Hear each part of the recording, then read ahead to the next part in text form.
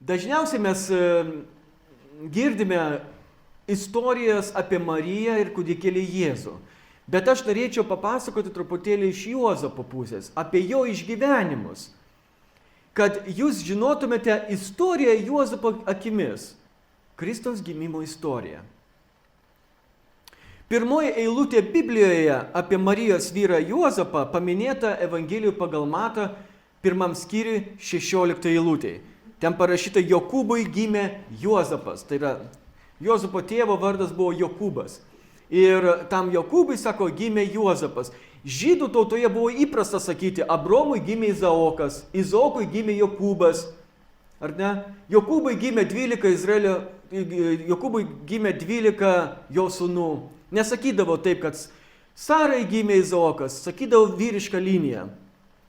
Iš vyro į vyrą.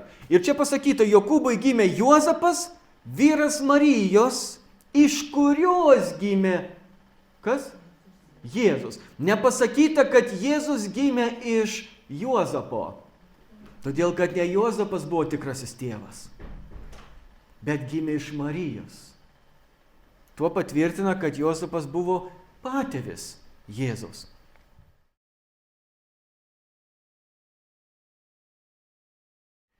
Štai 18 eilutė, 1 skyriaus 18 eilutė Evangelija pagal Matą.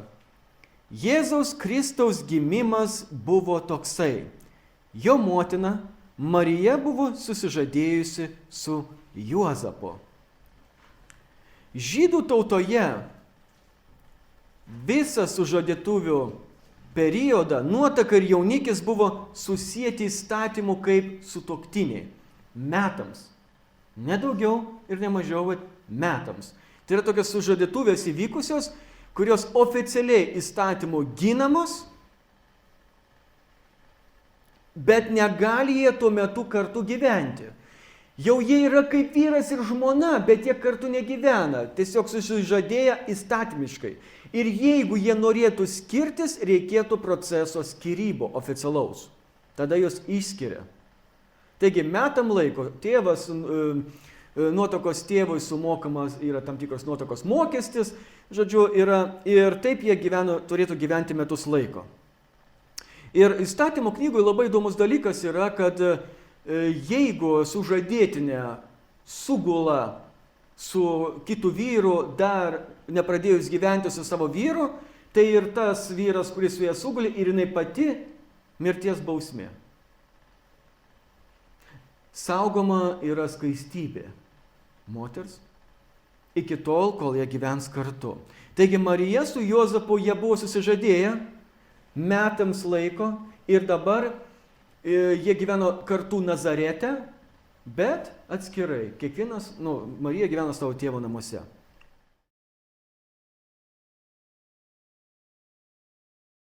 Devynioliktą eilutę, 1 skyriaus.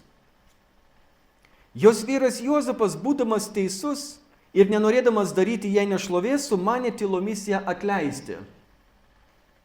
Kodėl? Kodėl jie norėjo atleisti?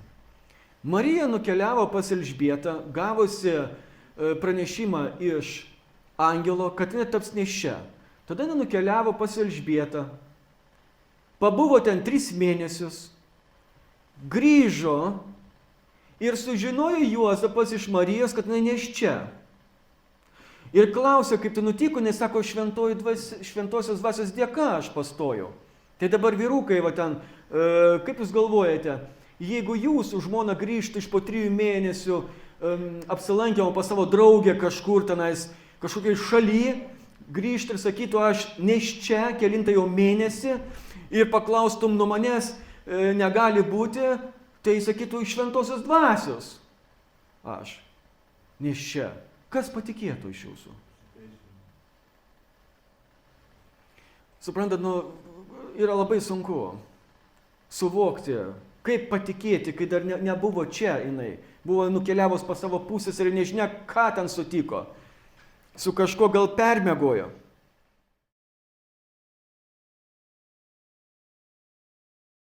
Šiek tiek apie Juozapą. Juozapas veikiausiai buvo našlys prieš susižadėdamas su Marija. Jo profesija buvo dailydės Stalius ir jis buvo iš vargingųjų žmonių. Tai buvo varginga šeima. Jėzus, Marija ir Juozapas buvo vargingi. Tai nebuvo tie, kurie turėjo ten visko. Nes atkreipkite dėmesį, ką paaukojo, kai atėjo Marija, Juozapas ir Jėzus atvyko į paaukoti auką. Ar jie avinėlius paaukojo? Arba jautį jie paaukojo?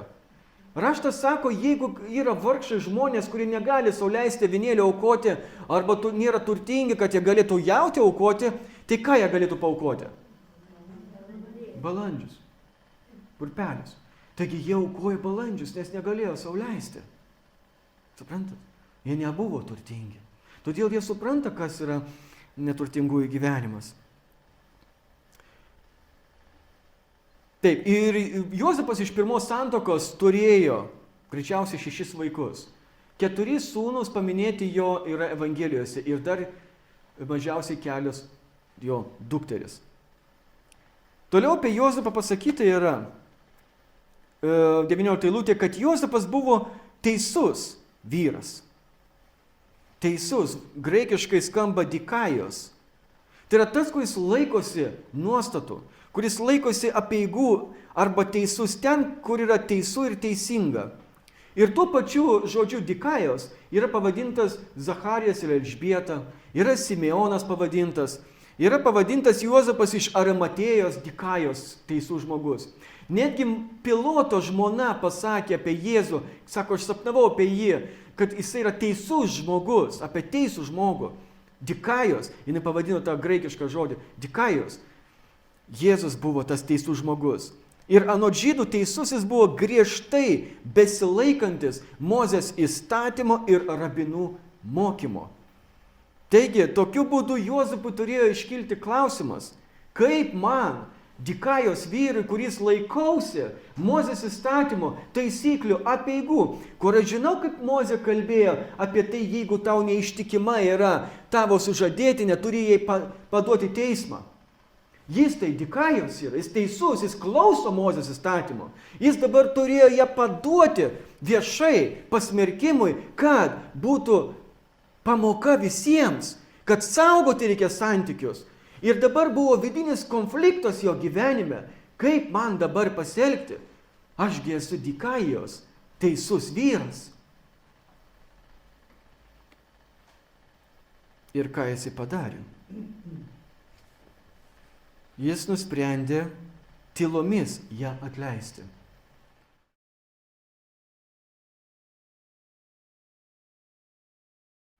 Jis matė piktojo veikimą Marijos gyvenime. Apsižvalgykime savo santuokoje, arba ten, kur žmonės gyvena nesusituokę. Ar mes matome pas vienas kitą piktojo veikimą? Ar žmonos mato pas savo vyrus piktojo veikimą? Kiek yra moterų, kurios verkia ir kenčia gyvenančią su girtuokliais? Ir nesiskiria vien todėl, kad nenori skaudinti vaikų. Pažįstu moteris, kurios yra vyrų privartaujamos ir kenčia. Arba ką pasakys kiti, jeigu aš dabar skirsius. Niekinamosios yra smerkiamos, mindomos. Moteris mato piktojo veikimą savo sutuoktinių gyvenime. O vyrai, aš nedaug ką galėčiau pasakyti, kur vyrai nukenčia nuo savo moterų, bet pasakysiu. Taip, statistiškai moteris labiau nukenčia nuo smurto dažniau. Tačiau smurtą šeimoje kenčia ir vyrai. Tik dažniausiai tyliai, nes pripažinti jiems, kad nukenčia nuo moterų, kad moteris įžemina, vyrams yra nepriimtina. Taip sakyti kitiems. Nerimas dėl ateities, prasti santykiai šeimoje, miego sutrikimai, depresija, priklausomybė nuo alkoholio. Aš turiu gerus santykius su moterų krizės centru, čia Kėdainiuose. Bet ar girdėjote, kad yra vyrų krizių centras? Yra. Ne Kėdainiuose, bet Vilniuje tikrai yra. Yra vyrų krizės centras. Vyrai kenčia, kai moteris juos žemina, kritikuoja, tyčiojosi iš jų vaikams girdint. Žmonos bambėjimas, nuolatinis nepasitenkinimas, kad vyras per mažai rūpinasi šeima, neskiria į dėmesio, gali sukelti sunkią depresiją vyrui, netgi minčių apie savižudybę.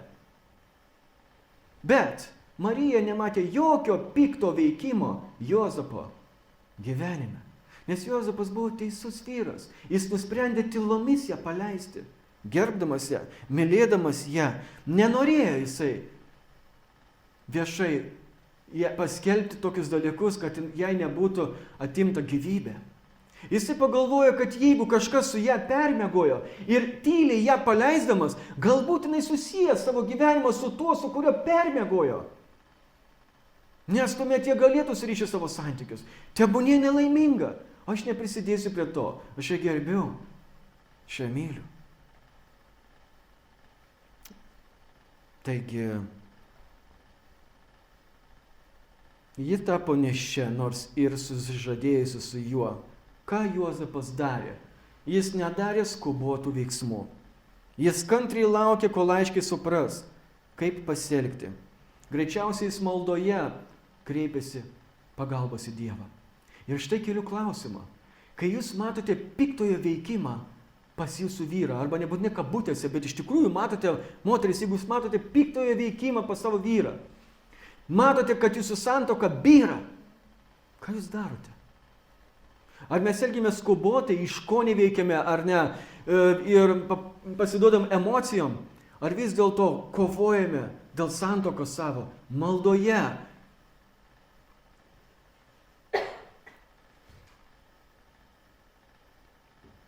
Aš pažįstu vyrus, kuriuos ištiko santuokių krizė ir jiems reikėjo spręsti dėl savo žmonų neištikimybės. Vieni iš karto puola, aš tada tai padarysiu, nueina į šoną. Kiti ką daro? Muša savo žmonas už tai. Dar kiti ką daro? Uždaro savo širdį, kerštauja, net leidžia. Bet štai Juozapas nedaro skubotų išvadų, skubotų sprendimų. Aš tikrai tikiu, jis meldėsi, nes buvo teisus Dikajos vyras. Jis buvo teisus vyras, jis meldėsi, savo skausmą atidavė. Nu, pagalvokit, jo nuotaka, jo žmona dar, kaip pasakyti, jo vadinosi jinai kaip žmona jo.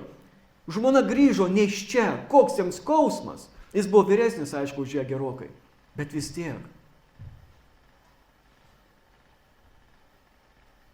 Ir tik pažįstu mažai žmonių iš vyrų, kurie meldėsi kovodami dėl savo vyrančios šeimos. Taigi Juozapas kantriai laukė, kol viešpats ką pasakys. Atsiminkite, Juozapas buvo teisus. Jis nutarė neviešinti savo skyrybų priežasties. Jis galėjo pasakyti, man tiesiog jinai nepatinka. Aš persigalvojau. Ir tai būtų pateisinama pagal žydų įstatymus. Jis galėjo pasakyti, aš persigalvojau. Viskas. Tiesiog aš turiu kitų planų savo gyvenime. Ir būtų nutraukta skyrybos. Bet Dievas matė jo nuoširdumą.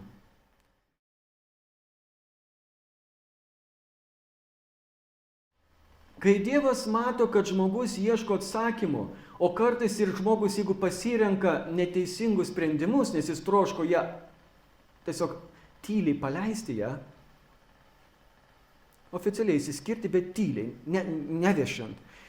Dievas atėjo į pagalbą, nes jis nori pasirūpinti Mariją, jis nori pasirūpinti Jėzumi, nes niekur Dievas nebuvo radęs geresnio tėvo Jėzui kaip Juozapas. Matote, ir Dievas pataikė, nes štai kaip Juozapas elgėsi atsakingai su Marija, nuoširdžiai mylinčiai ir žinojo, kad tokio tėvo vyro reikia mano sūnui, kuris taip pat jį auklės nuo mažens, saugos, prižiūrės ir bus dorovingas žmogus, teisus vyras. Todėl Dievas jam siuntė sapną.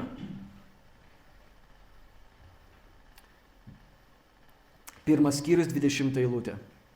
Kai jis nusprendė tai padaryti, Juozapas, per sapną pasirodė jam viešpaties angelas ir tarė, Juozapai, Dovydo sūnau, nebijok parsivesti namų savo žmonos Marijos, nes jos vaisius yra iš šventosios dvasios. Ji pagimdys sūnų, kuriam tu duosi Jėzaus vardą, nes jis išgelbės savo tautą iš nuodėmių.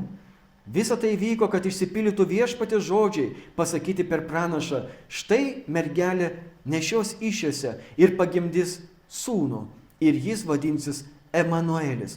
O tai reiškia Dievas su mumis. Atsikėlęs Juozapas padarė taip, kaip Viešpaties angelo buvo įsakyta, ir parsivedė žmoną pas save. Jis negyveno su ją kaip vyras, iki jį pagimdė sūnų, ir jis pavadino jį Jėzumi. Štai koksai Juozapas. Jis patikėjo, priėmė ir parsivedė Mariją pas save. Norėčiau, kad jūs paklausytumėte giesmės.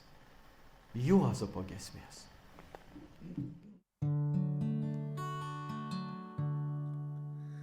Kaip gali būt, vaikelį aš laikau, miegantį dabar ramiai, dangaus sūnus, aš išgirdau, kaip gali būt.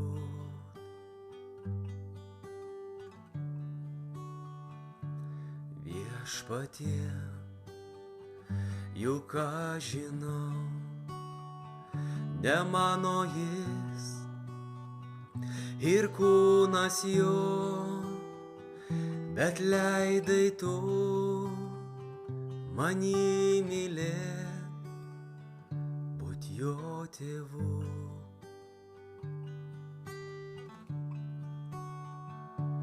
Dieve, kaip galiu aš būt tavo sūnaus tėvu, tai lydė paprastas, juk aš tik tai esu.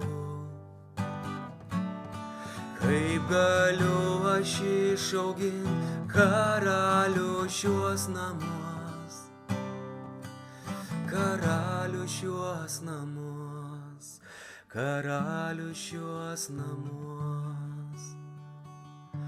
Koks mažas jis, jo veidas toks gražus, ir verkiant jam nustoja saulė šviest, jam šypsantis jis spindi vėl. Kaip gali būt?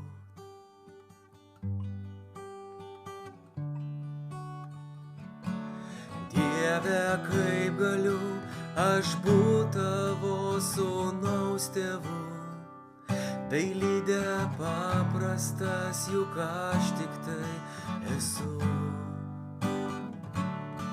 Kaip galiu aš išaugint karalių šiuos namus, karalių šiuos namus, karalių šiuos namus. Kaip gali būt, vaikelį aš laikau, miegantį dabar ramiai, dangaus sūnus, aš išgirdau, kaip gali būt.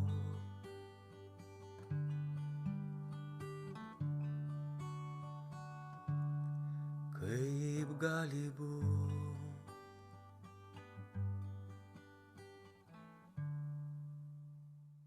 Šiek tiek mes paklausėme Juozapo giesmės.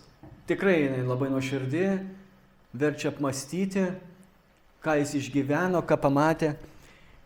Pagalvokite akimirką, mėlyjeji. Juozapui pasirodė Viešpats sapne ir pasakė per angelą, patvirtino: Juozapai, nepergyvenk, patikėk, tai yra iš šventosios dvasios kūdikis. Juozapas, būdamas teisus, jis iš karto sutiko, nes jisai žinojo, jis buvo kilęs su Marija iš Dovydo namų. Jie buvo kruopščiai tyrinėjantis raštus ir jie laukė Mesijo ateinant, kaip ir daugelis iš moterų. Ir štai išsipildė ir priėmė iš karto. Ir dabar Juozapas galvoja, jeigu Viešpats man tai pasakė per sapną. Dabar turėtų klostytis puikus gyvenimas. Neišpasakytas gyvenimas. Kai mano mergaitės buvo mažytės, aš prisimenu, kai jos pirmą kartą ant kojų buvo pastatytos. Paskui prisimenu, kai jos laikydamosis už rankų žengė svirduliojančios savo pirmosius žingsnius. Kur galiausiai teko paleisti tas rankytes. Visą tą patį darė ir Jėzus. Visą tą patį ir Juozapas darė. Laikydamas mažyčiam Jėzų už rankyčių.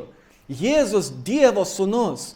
Dievas, galingasis Dievas, vos ne vos stojasi ant savo kojyčių ir svirduliuodamas, kurį reikia prilaikyti.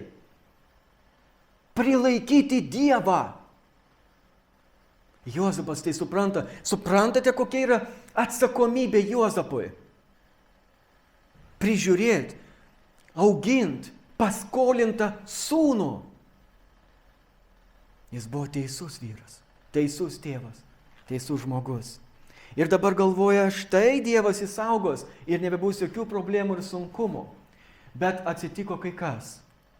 Jis išgirdo dekretą karaliaus Erodo sunaikinti iki 2 metų amžiaus vaikus tose apylinkėse. Nes jokio konkurento nenori, kad būtų karalius vietoj jo. Iki 2 metų, kodėl, nes žydų kultūroje, jeigu tau iki metų yra metai, bet jeigu tau metai ir 1 mėnuo, jau yra 2 metai skaitomas yra vaikui. Todėl sako, iki 2 metų, tai reiškia, kad metai ir dar keli mėnesiai gali būti. Kūdikiai buvo žudomi. Tai buvo riksmo dienos. Erodas nepaskelbė viešai tos egzekucijos vaikams. Nepaskelbė.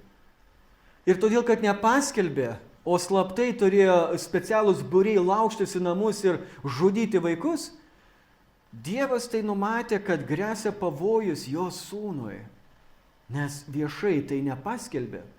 O Juozapas, būdamas teisus vyras, neturi telepatinių minčių, kažkokių gabumų, kad sužinoti, ką karalius Erodas sumanė. Yra toks dalykas mūsų gyvenime, mes nesugebame užbėgti problemoms priekin. Pavyzdžiui, esi su antra puse ir tu dabar laimingas. Tu džiaugiesi, skraidai padebesiais, bet tu nesupranti, kas bus vėliau. Net neturi minčių. Tai gali būti puikus tavo gyvenimas arba gali būti tragedija. Kai vienas žmogus, kuriam elektrą tvarkiau garažį, pasakė, man tokia liūdna naujiena, nes aš paklausiau, kodėl jūs šiandien esate toks liūdnas. Jisai sako, 25 metai aš gyvenau su savo žmona ir dabar jinai mane paliko, nuėjo pas kitą. Būčiau tai žinojęs. Aš būčiau savo gyvenime susijęs su kita moterimi. Bet mes nežinom, kaip ir jų gyvenimas tęsusi. Kiti mūsų kaimynai, jie jau 60 metų yra kaip vedė deimantinės vestuvės. Kokia nuostabi santuoka. Ir dabar eina jie seneliukai ir neprilaiko vienas kitą tiesiog kartu, kaip vienas kūnas. Ir taip ir numirs jie vienas kitą mylėdami ir pasiaukodami. Kodėl taip yra gyvenime? Dėl to, kad neteisybės daug pasaulyje. Bet mes negalim užbėgti problemams už akių, bet Dievas gali. Todėl, ką padarė Dievas? Jisai siuntė Juozapui antrą sapną.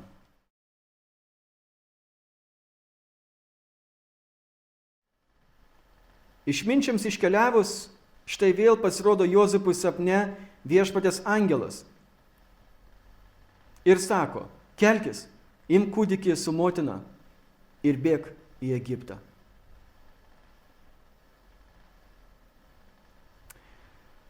Pasilik ten, kol tau pasakysiu, nes Erodas ieškos kūdikio, norėdamas jį nužudyti. Atsikėlęs nakčia, Juozapas pasiėmė kūdikį.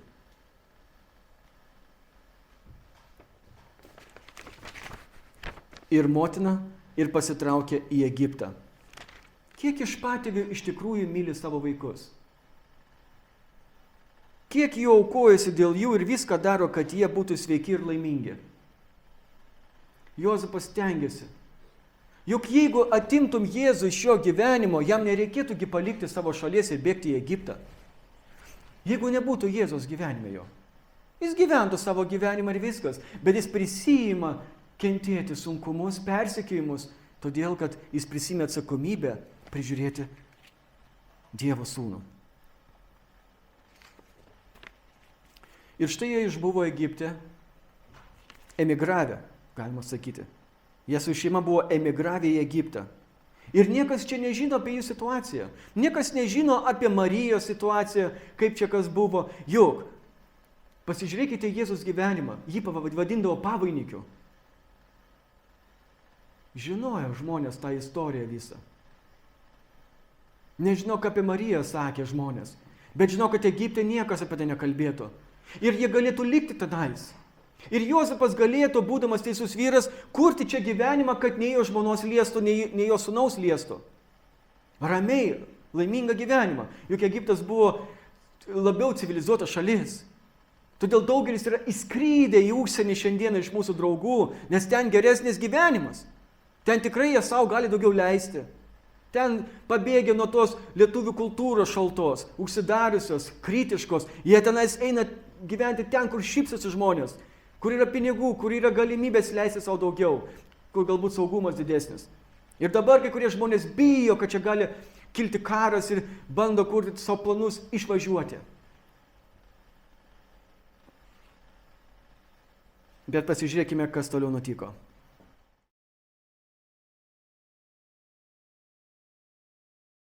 Tada Erodui mirus viešpatės angelas pasirodo per sapną Juozapui Egipte ir sako: kelkis, imk kūdikį su motina ir keliauk į Izraelio kraštą, nes jau mirė tie, kurie tikojo kūdikio gyvybės. Tuomet Juozapas atsikėlė, pasiėmė kūdikį ir motiną ir pargrįžo į Izraelio žemę. Brangieji, matome, kad Juozapas nesistengė likti ten, kur yra saugu, kur geros kalbos apie jų šeimą. Jis tiesiog vykdė Dievo valią. Ir Jėzus mokėsi iš savo tėvo. Būdamas jaunas, jį dar reikėjo ugdyti ir auklėti. Ir Dievui labai buvo svarbu, kad būtų ir tėvas, ir mama Dievo baimingi žmonės, kurie iš tikrųjų būtų neveidmainiai, kurie žinotų savo ribas iki čia ir netoliau. Juk bet kam nepatikėtų Dievas savo vaiko. Taigi jis iškeliavo. Bet Juozapas susidūrė su problema viena.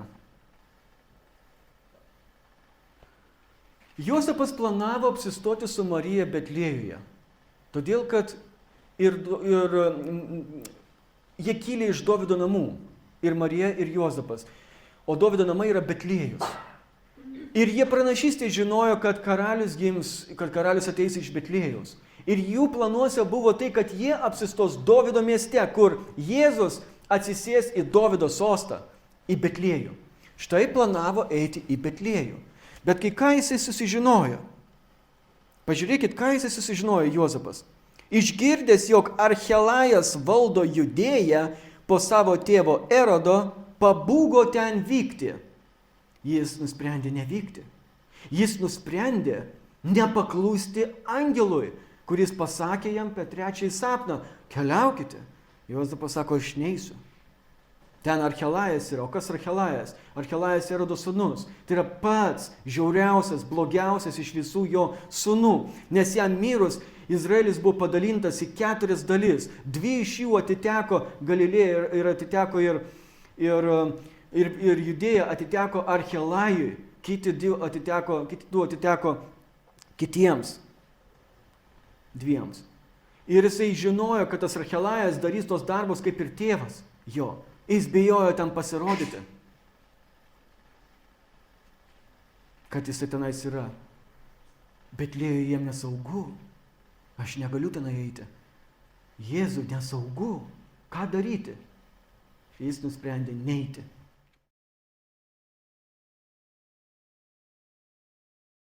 Įspėtas sapne nukeliavo į Galilėjos sritį ir apsigyveno Nazareto mieste, kad išsipildytų pranašų žodžiai, jį vadins Nazariečiu. Įspėtas sapne. Juozapai, tu turi eiti, bet gerai, neik. Neik į Betlėjų, bet eik į Galilėjos, Nazaretą. Jeigu jūs paklaustumėte, pasikalbėtumėte su žydų istoriku Juozapu Flavijumi apie Nazaretą, jis pasakytų: Nazareto miestas nėra net 200 miestų sąraše Izraelyje tuo metu. Jis toksai yra, toks praleidžiamas dėl savo negeros reputacijos, savo mažumo ir tiesiog į akis niekam nekrenta. Mažiausiai, kas nori ten gyventi, tai yra Nazaretas. Ir Dievo angelas pasakė, štai, grįžkit į Nazaretą. Ten ir būkit. Štai Jėzus gyvenimo sąlygos Nazarete, kur prastai pagarsėjęs yra miestas. Brangieji, Kalėdos dažniausiai mini Jėzų ir Mariją.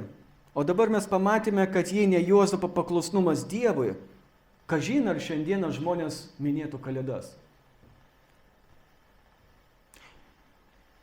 Bet Dievas matė Juozapo širdį. Dievas patikėjo savo sūnų jam, nes jis buvo teisus žmogus. Būkime ir mes teisiais žmonėmis. Tegul šitą istoriją sutaiko šeimas, kaip Juozapas su Marija. Tegul suartina vaikus su tėvais, kaip Jėzus tarpė Marijos ir Juozapo. O svarbiausia, sustiprėja jūsų tikėjimas Dievu.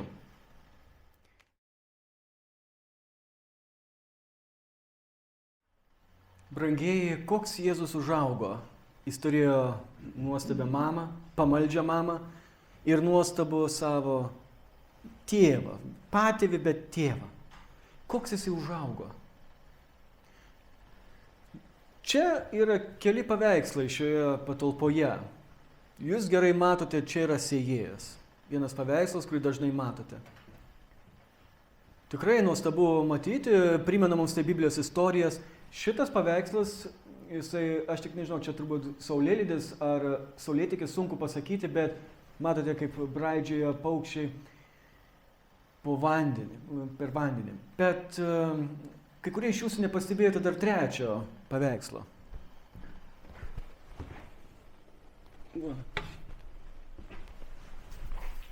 Ar kas nors jį pastebėjote?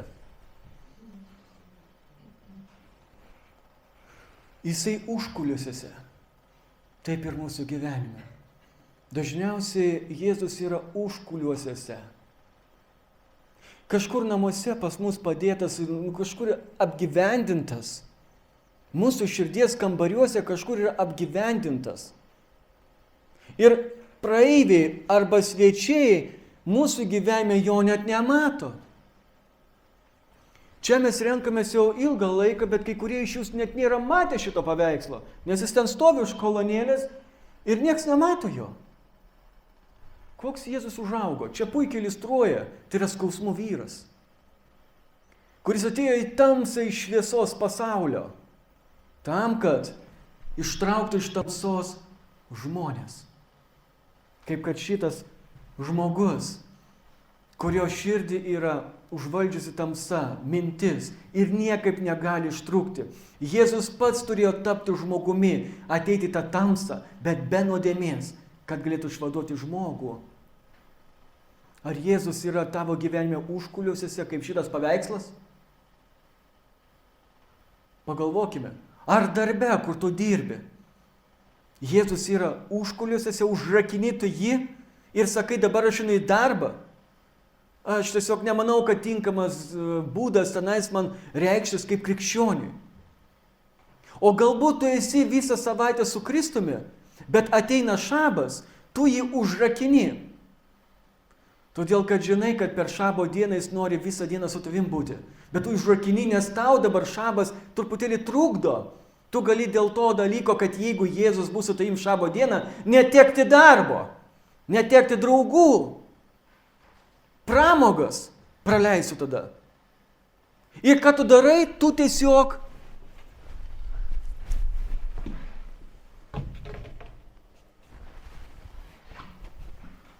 Jėzų parodai, kur jo vieta yra ir tiesiog, kad netrukdytų.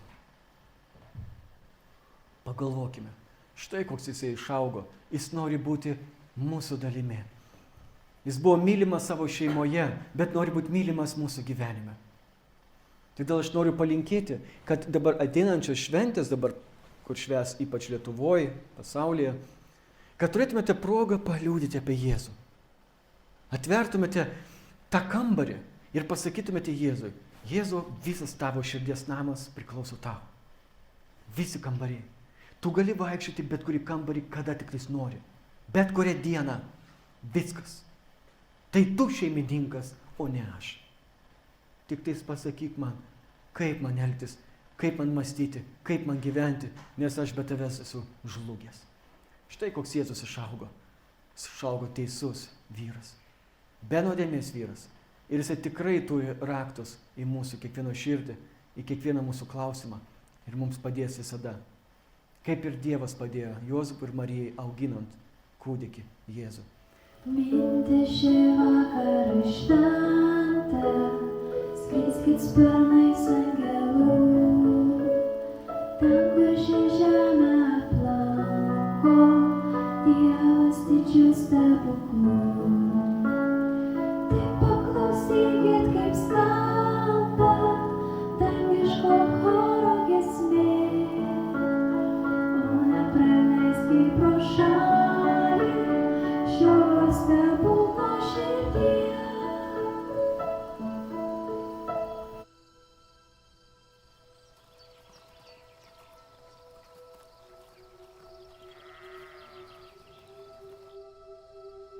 Fear not, Nebijokite. for behold, Štai, I aš bring you skelbiu good jums gerąją tidings naujieną, of great joy, which kuri shall bus be to visai all people. tautai. For unto Šiandien you is born Dovido this mieste day jums gimė in the city of David išganytojas. a Savior, which Jis is yra Christ viešpats the ir Lord. Masijas. And Ir this štai shall jums be a ženklas. sign unto you. Ye shall Rasite find the kūdikį babe wrapped in suvystytą swaddling vystyklais clothes, lying ir in a paguldytą manger. ėdžiose. Tyliai suklupo prie ėdžių, ten piemenėlių būrys. Ar nesuvirpa iš džiaugsmo šiandien ir tavo širdis? Žvelgiai lyg deimantais mirga, skliautas nusėda žvaigždė. Dievas